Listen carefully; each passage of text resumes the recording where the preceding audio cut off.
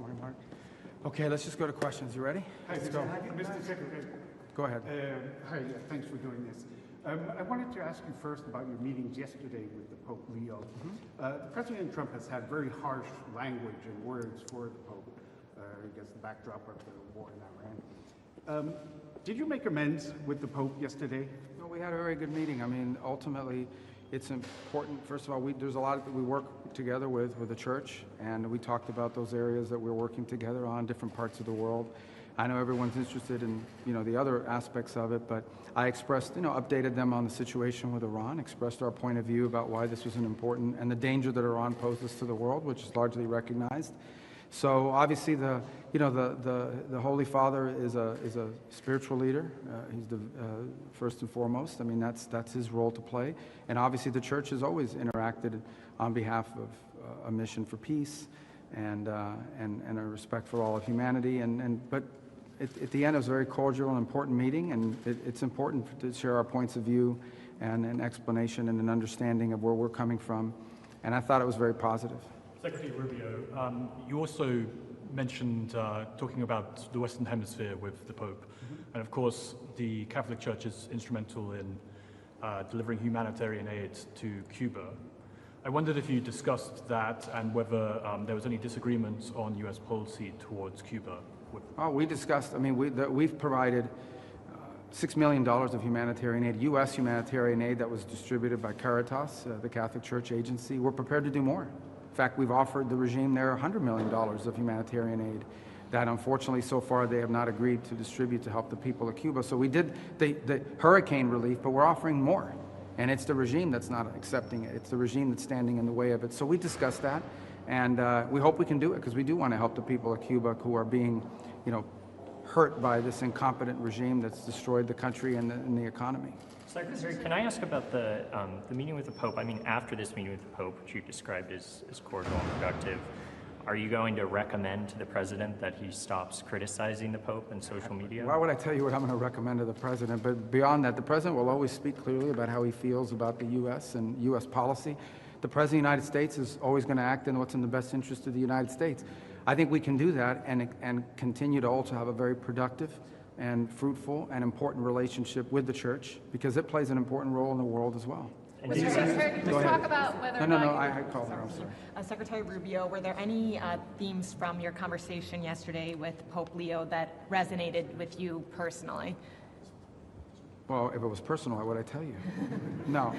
Here's the bottom line on that, is that the church is an important global institution. It has a presence all over the world. I know you guys are fixated on who said what about who at what time. I understand all that, okay? Because media, you guys have headlines, you have editors, you have people that want you to post, and these are interesting stories. But at the end of the day, the Pope just returned from Africa, right? A very important continent with growing Christian populations, many of whom are threatened or feel threatened by the spread of radical Islamic terrorism. So we care about that. The Pope and the Church has an interest in Christian communities in Lebanon, a place that we're very involved in trying to establish a peace between Israel and Lebanon. The Church obviously has a very important presence in Latin America. The bishops from Venezuela had just been here a few days earlier, so we shared thoughts about those sorts of things. I think it's an opportunity to personally express our point of view from the standpoint of foreign policy and the areas we're involved in and share insights, but also to gain insights because the church has a unique role in many of these countries in terms of the insights and information that they're receiving. In some cases in the past, the church has been an important interlocutor, not just with governments, but with societies. And then, of course, on the practical level, the church plays an important role in humanitarian efforts in different parts of the world, and in many places has served as a facilitator of U.S. humanitarian assistance, such as I highlighted a moment ago when it comes to Cuba. Yes, go ahead. I'll get to that problem. Go ahead. Mr. Secretary, can you say in your meeting with Prime Minister Maloney whether you talked about the possibility of withdrawing U.S. troops from Italy as well as the possibility of the United States withdrawing from NATO altogether? No, we didn't discuss any specifics like that, and that's a decision for the President to make. It's a decision every President makes. The fact of the matter, though, is, and I said, publicly, and I've said repeatedly, I've been a strong supporter of NATO throughout my career in the Senate and even now. And one of the advantages of being in NATO is that it allows us to have forces deployed in Europe and bases that allow us a logistical ability to project power in case of contingencies. Well, we had a contingency. And some countries in Europe, like Spain as an example, denied us the use of those bases for a very important contingency that in some ways the denial of those bases actually impeded the mission, not severely, but had a cost and in fact even created some unnecessary dangers. So if one of the main reasons why the U.S. is in NATO is the ability to have forces deployed in Europe that we could project to other contingencies, and now that's no longer the case, at least when it comes to some NATO members, that's a problem, and it has to be examined. But ultimately, that's a decision for the president to make. His team and people like myself and others will provide him what those potential options are, but ultimately he'll have to make that decision. He hasn't made those decisions yet. As far as recent news of deployments, like for example, those were all already ongoing. For example, in Germany, the troops that were withdrawn, which represent less than 14% of our total troop presence there, that's already pre-programmed. And in fact, all it did is take us back to where we were in 2022. So there was always a plan to do some shifting within NATO. As far as broader changes, I don't have an announcement for you on that today, but that's a decision for the president to make. Certainly, we'll present both options and perspectives, but I don't have anything new to announce on that today. Yes, Mr. Secretary, your former colleagues on the Hill, Republican senators, believe that troops withdrawal will embolden Putin and will benefit Russia. Do you agree with that? We'll do what, I'm sorry? Troops withdrawal will embolden Putin and benefit Russia. Do you agree with that assessment? Well, in the end, the United States the president is going to always do what's in the national interest. We have global obligations all over the world. We have troop deployments all over the world, and those are constantly shifting and changing. For example, we increased troop presence in NATO in the aftermath of the invasion of Ukraine. So we're always making these decisions, and there were some already previewed before any of this had happened in terms of the base denials. But in the end, look, here the bottom line is we always, while we may be the most powerful country in the world and we may have the most resources, our resources are not unlimited. We have to always assign resources around the world, including military resources, on the basis of what serves the national interest. That's a decision the president has to make, especially within the context of recent developments by some countries within NATO and the stance they've taken towards the United States. But, no decision's been made on that yet. That's something the president's still working through. Have you managed to bridge differences on Iran, both with Rome and with Vatican? Yeah, I think everybody agrees that Iran having a nuclear weapon is unacceptable. I don't know of anyone who thinks it's a good idea for Iran to have a nuclear weapon except the Ayatollah. So I think the question is, what do you do about it? And the president's actually trying to do something about it.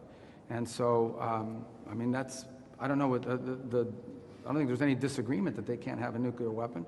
I think the question is, what do you do about it? And, we've had every American president says, oh, they can't have a nuclear weapon. This is the first American president that's actually trying to do something concrete about it.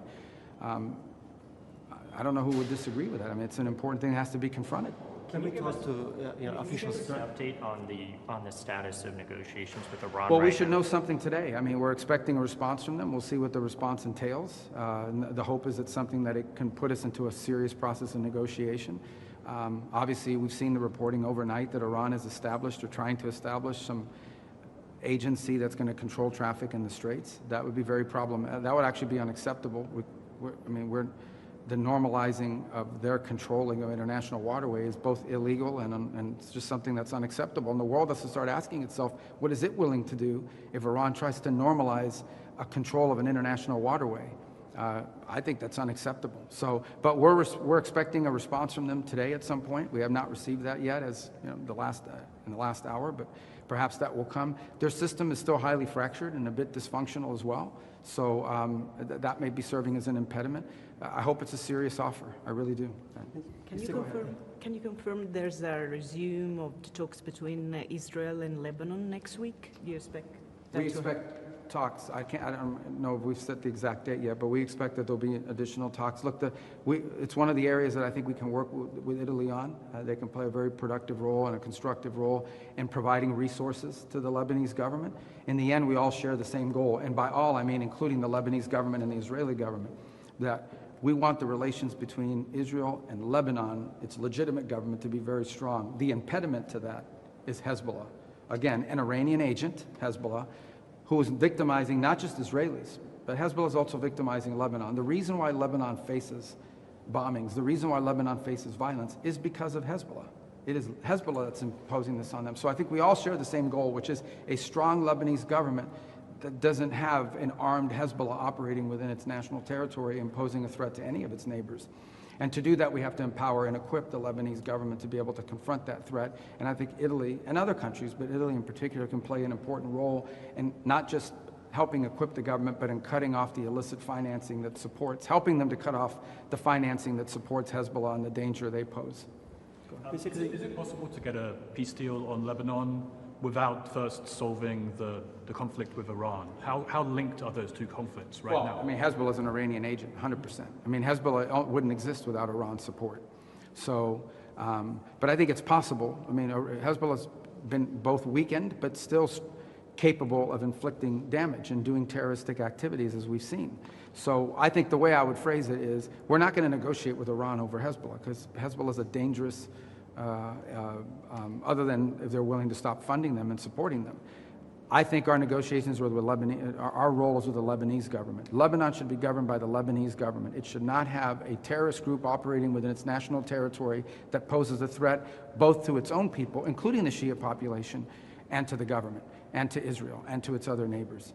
So that's what we're going to focus on. Mr. Secretary, can we come back to Cuba a little bit?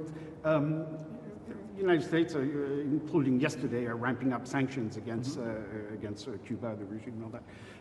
With the exchange with the Pope, did you feel any convergence of views on that and on the U.S. policy? Let me clarify something for you. Our sanctions are against a company named Gaesa. Yeah. Okay? This is a holding company set up by generals in Cuba that has generated billions of dollars of revenue, none of which benefits the Cuban people. Not 1 cent of it benefits the Cuban people. You understand this, right? I don't know if you know this.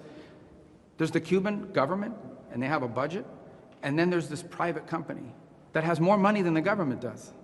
None of the money in that company goes to build a single road, a single bridge, provide a single grain of rice to a single Cuban, other than the people that are part of Gaesa. So that's what we're sanctioning, is a company that basically is taking anything that makes money in Cuba and illegally putting it into the pockets of a few regime insiders. So that's not sanctions on the Cuban people, because the Cuban people don't benefit from Gaesa. It's a sanction against this company that is stealing from the Cuban people to the benefit of a few. And we didn't discuss those sanctions yesterday, but we imposed them yesterday, and we're going to be doing more, by the way. Mr. Secretary, sorry. Many people thought that yours was a mission impossible after the Trump's attacks, heavy attacks. Which mission? I'm sorry. The visit. Mission Impossible? The mission, yes. What's your judgment at the end of the visit? Mission accomplished? We work with the Vatican on a lot of things. Our relationship between, for example, our mission here in the Vatican, like I told you, I mean, we're working together on humanitarian issues. We're focused on other issues as well. The President's perspective is clear. He thinks that Iran is a threat, and it needs to be addressed. And that position remains unchanged. And I think we're capable of having that position and expressing that position clearly, and also working cooperatively, and as we have for centuries, as we have for decades, with the Vatican and with the Catholic Church, who has a global presence. Did you explicitly ask the Pope to stop his criticism of the Iran war? I'm not going to discuss what I talk about the Pope, but I'm not going to ask him. That's not the purpose of I told you guys before I even came here. And that is that we have a very strong relationship with the Vatican. We work with them on a lot of things around the world. This was a trip that had been planned even before all these things had happened. So why just as an example, why would I not want to hear the perspectives of the most important, in many cases, far-reaching, religious leader in the world, on his perspectives about what he saw on his trip to Africa, or what his bishops and others and agencies are hearing in the Western Hemisphere, or the plight of Christians in Africa, but also those in Lebanon, a place that, so of course we're going to engage with them on these things. That was the purpose of our meeting, and in that realm it was very, very productive, and it was a good meeting because we were able to talk about these different areas of the world where they have a presence, where they are engaged, and we are as well, and of course find opportunities to either continue cooperating where that already exists, like in Cuba, or expand our cooperation in other places where it makes sense. Is it fair to expect a phone call between the President and the Pope anytime soon? I don't know, maybe. I don't know. I mean, it could happen. Mr. May I ask you about Iran, if possible? You declared that Operation Epic Fury was over. Now, given all these military actions that we're seeing on the ground, what does over mean militarily? No. Operation Epic Fury was an offensive operation designed to destroy their missile launches, their Navy, their Air Force, and it achieved that, and their factories, and it achieved that. What you saw yesterday was U.S. destroyers moving through international waters being fired upon by the Iranians, and the U.S. responded defensively to protect itself. That's what you saw. I mean, that's separate and distinct from Operation Epic Fury. If you fire a drone or a missile at our destroyer, what are we supposed to do? Let it hit it? We have to respond to it. We have to knock down the missile, and we have to knock out whatever it is that launched that missile. The alternative is to let it sink one of our ships. That's crazy. So, of course, we responded to it. Well, yes, but the point is, if there's not much seizing in the firing, because we've Well, you seen should some ask that of the attacks. Iranians. Don't ask me. We didn't fire. They fired on us. My point is, if you fire at a U.S. Navy ship, what are we supposed to do? Say, oh, there's a ceasefire. We're not going to shoot down your drone. That's a stupid question. That's a stupid position to take. Of course we fired back at them. They were shooting at us. That's what I would expect to do. Only stupid countries don't shoot back when you're shot at, and we're not a stupid country. Do you expect that there, or have you conveyed any red lines to Iran where, you know, if the ceasefire or whatever you call it, if they cross Well, the red certain line is clear. If lines- they threaten Americans, they're going to get blown up. I mean, that's how much clearer can you be than that? If you if you are a missile launching guy, whatever they call that job, and you're sitting there and you fire a missile at the United States and we saw you fire it, we're going to hit you. Of course we are. Who doesn't do that? Unless you want to get your ship sunk. I mean, we're not going to let our ships get sunk by the Iranians with their little, their drones that they're firing. They don't have a navy anymore, but they bring out these little Boston whaler fishing boats and they try to swarm you. We're going to blow those boats up if they're coming towards our boats. I don't know if that's a red line, but I hope they know it is by now. So if I were one of these Iranians on a fast boat and they tell you, hey, your mission is to go after a U.S. destroyer, you're probably not going to survive. I think that's a red line. Can I Okay. Going back to European reaction, Does when we anybody talk have, to... and I mean, do you have any other questions? This guy's like a monopoly over here.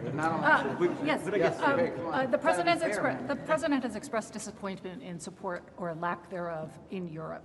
Was there any discussion today in your meeting with Prime Minister Maloney or Foreign Minister Tahani about them providing escorts in the Strait of No, we Hormuz? didn't get to that level of specificity about what they... Here's the bottom line, okay?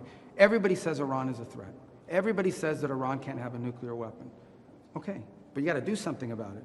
The president's trying to do something about it.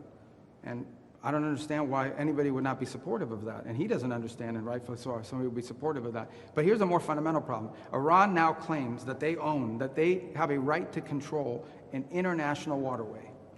They claim that they have a right to control it. What is the world going to do about that? Is the world going to accept that Iran now controls an international waterway? Because if the world is prepared to accept that, then be ready, because there's like 10 other countries that are going to start doing the same thing in their international waterways, or in international waterways near their countries. That's an unacceptable thing that they're trying to normalize. So if the answer is no, we don't think Iran should be able to control the Straits of Hormuz, then the next question is going to be for everyone, well, what are you going to do about it? What is the world prepared to do about it? And we're trying to do something about it diplomatically. We have a resolution at the United Nations that we're trying to move forward, in which the world and the UN will have an opportunity through the Security Council to vote and say, we are not going to allow them to mine the straits, we're not going to allow them to try to control the straits, and by the way, you have a bunch of humanitarian aid that's trapped inside the Persian Gulf and needs to be released and has not been able to move. We're going to give the world a chance to pronounce itself on it. And if Russia or China or some other country decide to veto it, then you know what the impediment is. But the fundamental question every country, not Italy, every country needs to ask themselves is, are you going to normalize a country claiming to control an international waterway? Because if you normalize that, you've set a precedent that's going to get repeated in a dozen other places. And if the answer is no, we don't want to normalize it, then you better have something more than just strongly worded statements to back it up. And that's the point I've made in all of my visits, not just here. I didn't come to Italy just to make that point. I would say that to any country that complains about the Straits, because that's what we potentially are facing unless we get a good deal from the Iranians, and we're waiting to hear that today. Mr. Secretary, can I move to Taiwan, actually? I'm sorry to geographically go around the world. Okay. Parliament just approved a pretty big, massive defense bill today or last night. There was a little bit less than what the president of Taiwan was asking for, but nonetheless, it's a big bill, including money to buy U.S. arms.